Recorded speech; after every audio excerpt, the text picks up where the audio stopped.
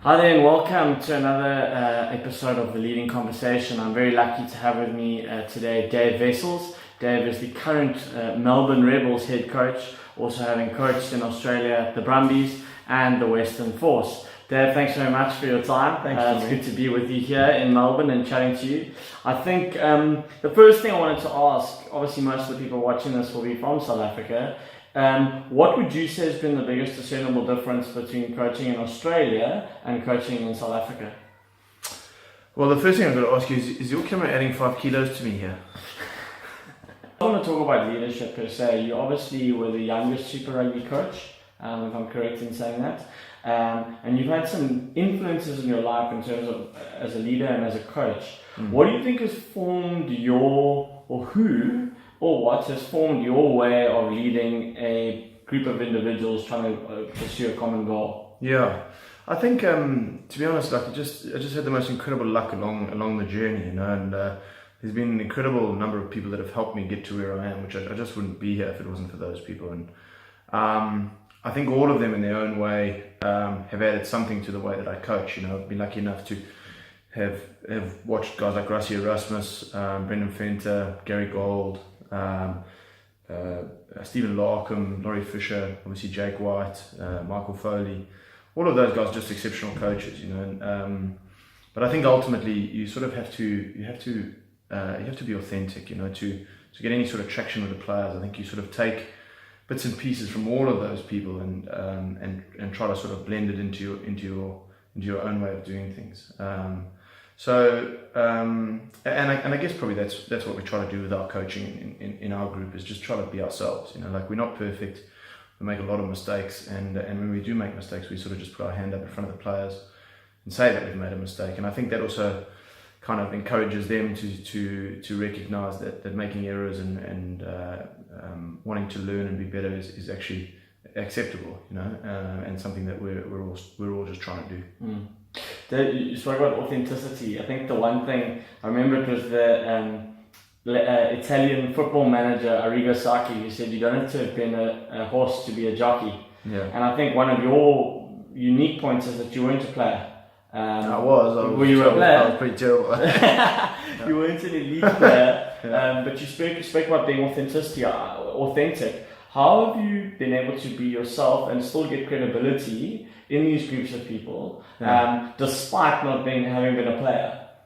Yeah, I think to be honest, I probably struggled with that at first. Like, I think most coaches, when you start out, you think you know everything. You know what I mean? And then you learn a little bit more, and then you realize how little you know, and then your confidence takes a little bit of a hit because you feel like a fraud for a while, and then you learn just enough to kind of hold your head above water and feel competent. And I think that's probably where I am now. Like, in hope, maybe that's where I'll be when I finish my career. Like, I don't think it's like a lot of jobs. It's just one of those things you never completely finish.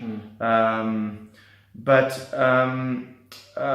guess over my career, sort of, and maybe most coaches go through this, is that you focus at the start on the sort of science of coaching. Like, you focus on where to put your foot, or how to finish your hands, or how to lift in a line out, or all of those sort of technical things. And I think you need to have some basic understanding of those things to have credibility with the players. But I think really the differentiator as a coach is really in the art of coaching. Is how do you motivate people? How do you get people to refocus? How do you bring intensity but still make it fun and enjoyable? All of those things. I think those are ultimately, I think, probably at the top level, maybe the real points of difference. I wanted to know from you, there's been a bit of a pattern in the teams that you've coached. You coached at UCT, always sort of the perennial underdog kind of story. You coached at the Western Force, underdog story, and now you come to the Melbourne Rebels, also a bit of an underdog story. Is that just been by chance, or is there something for you that resonates with you around coaching in that setup? Yeah, definitely. I mean, no, there definitely is something like that. To me, it just both the Rebels and the Force in their own ways, and UCT to some extent, felt like a startup to me. I was lucky enough to have a very, very, very little business, which was kind of went paid, month to month proposition. But it was just a lot of fun, and starting something from scratch and being able to sort of create a culture from scratch almost, to put in some of your own values, some of the team's values into the environment, and then build something that's lasting from there is pretty exciting, you know. So I wouldn't say I see it as an underdog thing. I see it as a startup. I see it as the ability to sort of shape things and build something of meaning. You know? Do you think, and maybe you don't know yet, but hypothetically, do you think you'd take a different approach where you used to go and coach a Crusaders or a Bulls who maybe don't have that startup feel? Would you take a different approach? Yeah, I think you have to. You know, I think the way you play, the way you coach, all of those things have to change. I mean, what Rob Baxter, who's the coach of the Exeter Chiefs, said something to me once which really resonated with me, which is that the crowd don't come to see you; they come to see themselves. And that's a really, I thought, a really deep thing to say, because what he meant by that was they come to see part of themselves and what they as a community kind of hold dear reflected in the way that you play. And of course that looks very different if you're playing in Pretoria to if you're playing in Paris.